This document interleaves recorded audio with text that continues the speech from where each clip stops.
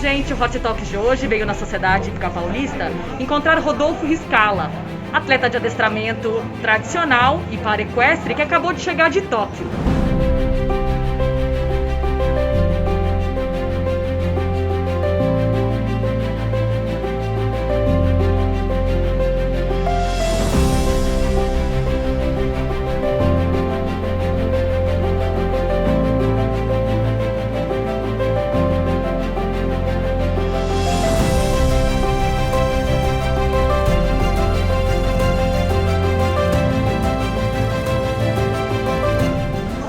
Rodolfo, obrigada por aceitar o convite, parar um pouco o seu tempo super corrido, né, no meio de um monte de entrevista para receber o Hot Talks.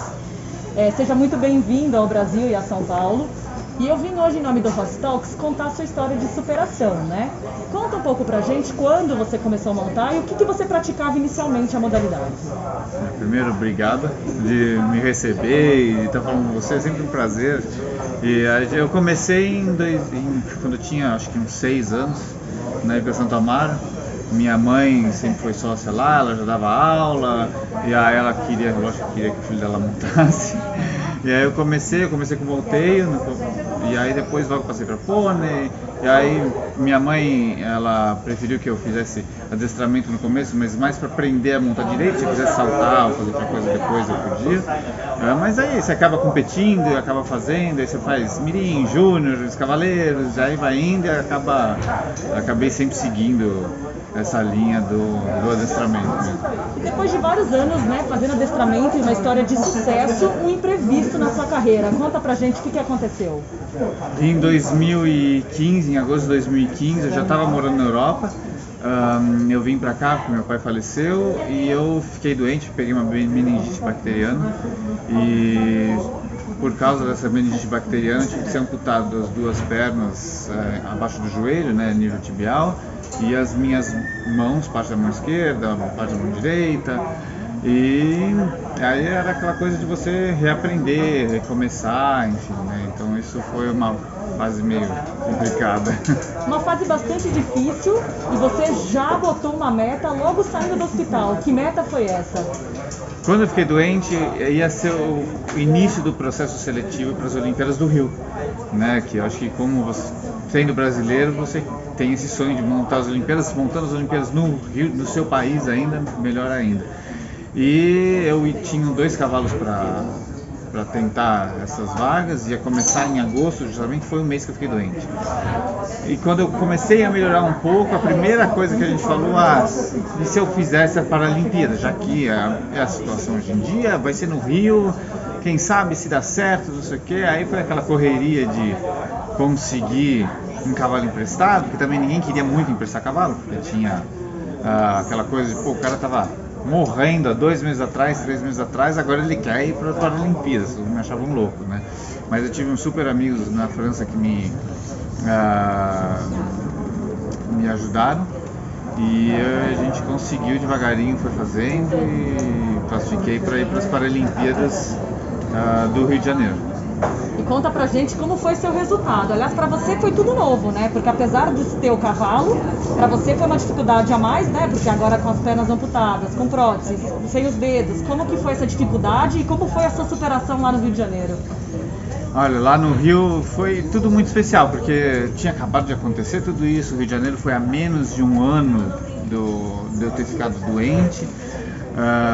Amputação e tudo isso, então, e você tem que se adaptar. Então, de todo jeito, eu tive que me adaptar a reaprender a andar, a tomar banho, a comer, enfim, tudo isso. Mas, principalmente com o cavalo, tinha aquela expectativa como que eu ia conseguir voltar a montar, que a gente conseguiu rápido ver que dava. Mas você tem que adaptar tudo, né? Então eu comecei a montar com prótese, aí você tem que adaptar os estribos, aí a rédea, aí tive ajuda de um monte de gente me ajudou. Mas se você testar isso, os estribos, na época o Zé Roberto virou pra mim e falou assim, tem estribo de imã, ele foi lá e me deu os estribos de imã, que foi, sabe, que eu uso até hoje. Aí a rédea, consegui achar uma rédea que é com uma rédea de alça, que minha mão entra, que eu consigo montar segurando pelos punhos, então você fui adaptando.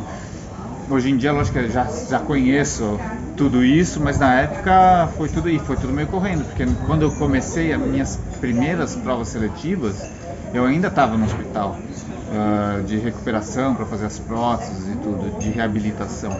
Então eu saía meio fugido do hospital para ir treinar. Eu treinei antes da primeira seletiva, eu treinei acho que uma semana, 2, para poder fazer a prova, fui para a prova, enfim, tudo isso foi meio corrido. E chegar nas Paralimpíadas e conseguir ter um resultado correto, que foi que eu fiz, eu fiquei em 10º individual e nós ficamos em 7º por equipe, que eu acho que foi o melhor resultado por equipe do Brasil até então. Então isso foi muito bom, né? Porque eu acho que depois de tudo que a gente viveu e ter conseguido isso, foi bem bacana. E depois que você saiu do Rio, você seguiu, né, se dedicando, e eu te vi em inúmeros concursos internacionais. Conta pra gente quem tá por trás disso, como que é a tua equipe de trabalho, que eu sei que é bem familiar ali também, conta pra gente. Então, eu logo em seguida do Rio, o cavalo que eu fui pro Rio, ele foi aposentado, aí eu tava sem cavalo, né, de novo aquela história de acha cavalo, não tem, enfim, tudo isso. E aí eu consegui um cavalo com a Anne-Kathrin Linsenhoff. A Anne-Kathrin é uma alemã, a mãe dela foi a primeira mulher a ser campeã olímpica de adestramento. Ela foi campeã olímpica por equipe de adestramento em Seul e medalhista europeia, enfim, sempre foi uma família muito conhecida no adestramento. E conversando com ela um dia durante um concurso, por amigos, eu comentei que estava sem cavalo, e ela falou, talvez eu tenha um cavalo em casa que te sirva, que a gente não está usando, que é o Dom Henrico. E foi assim que eu tive o Dom Henrico. O Dom Henrico chegou para mim em 2017, né? Na época eu sempre morei em Paris e minha mãe veio morar comigo desde que eu fiquei doente, desde 2015 ela mora comigo e me treina e tudo isso. E a Vitória, que é minha irmã, ela sempre veio para ajudar a gente com os cavalos bastidores. Os bastidores, ela que faz, e mesmo dia a dia quando eu não tô lá, enfim, ela ajuda muito. Na época ela tinha o emprego dela, ela vinha nas provas. Hoje em dia a Vitória também está comigo por causa dos jogos, eu acabei ficando com ela, era em preparação para 2020, aí empurra para 2021, enfim, né? Então acabei segurando ela esse tempo todo comigo, e ela é meio minha gerente assim dos cavalos, ela que toma conta de logística e cuidar dos cavalos quando vai para a prova, ela que viaja do Henrique para Tóquio, enfim, ela está sempre junto, e minha mãe me treina, né? Desde 2017 eu tenho Dom Henrico, e em 2019 chegou o Dom Frederic, que é irmão do Dom Henrico, que também veio da Anne-Kathrin, mas quem adquiriu ele foi a Tânia Vivaldi, que é paulista, que também tem cavalos aqui de salto em São Paulo, né? E ela e o marido dela decidiram deixar o cavalo na Europa, vão trazer o cavalo para cá e deixar comigo. Ela monta quando ela ia para Europa, mas o cavalo fica sob minha responsabilidade e eu competindo com ele. Então o Dom Frederic ficou como meu segundo cavalo depois do Dom Henrique, mas o Dom Frederic realmente era uma preparação, um projeto de preparação para Paris 2024, né? Dom Frederic, ganhei concursos importantes esse ano, ganhei em Mannheim, ganhei em Munique, enfim, ganhei no Catar também com ele. Então é um cavalo que está em preparação, mas a gente já está competindo em alto nível, né? Porque o Dom Henrique provavelmente ano que vem vai ser o último ano, tem que diminuir um pouco o ritmo, porque ele já vai ter 19 anos, então a gente tem que ir diminuindo um pouco, por mais que ele esteja, graças a Deus, em super boa forma.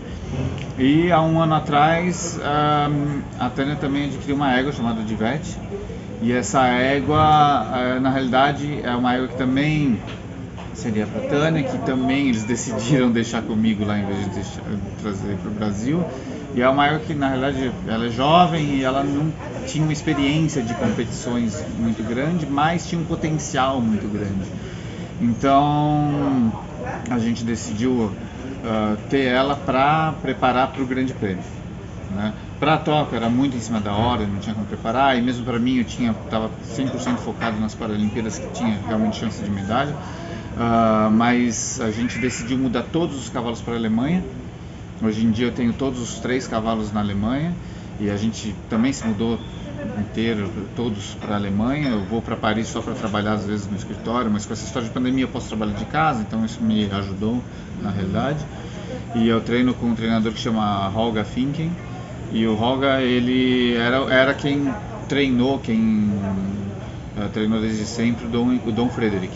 Já conhecia o cavalo. Por isso ele já conhecia o cavalo, então a gente decidiu que ele é um treinador super famoso, enfim, ele tem muitos alunos lá e ele também ajuda com isso. E ele começou a competir a égua agora, esse ano. Ele fez algumas provas intermediárias, quase no Grande Prêmio, ganhou algumas provas, vai sempre acima de 70. E a ideia realmente é eu poder competir ela no Grande Prêmio a partir do ano que vem.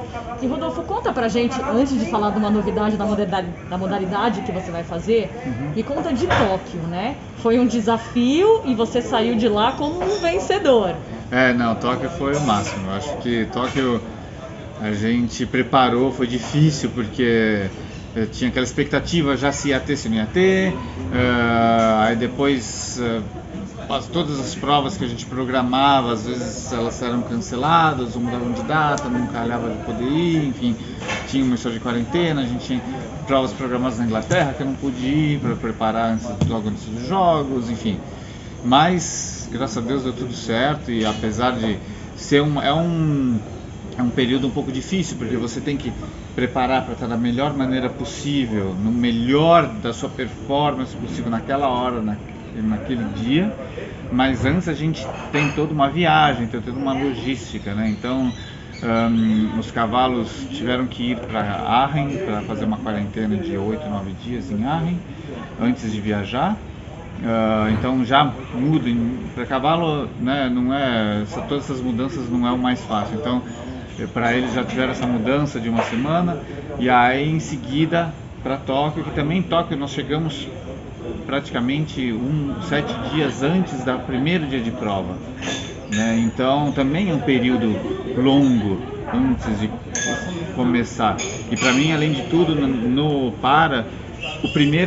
a primeira prova já vale uma medalha. Então você não tem a chance de falar, eu estou aquecendo, hoje não foi, talvez aquele olhou um pouco, amanhã vai melhor. Você tem que entrar lá e dar tudo que pode, porque não tem opção. Mas em si foi muito bom e foi tudo muito bem preparado, enfim, acho que a gente conseguiu. Mostra pra gente essa medalha e conta como foi seu resultado em Tóquio. A medalha foi importante, foi super bacana, e a gente em Tóquio eu fiz 75% quase.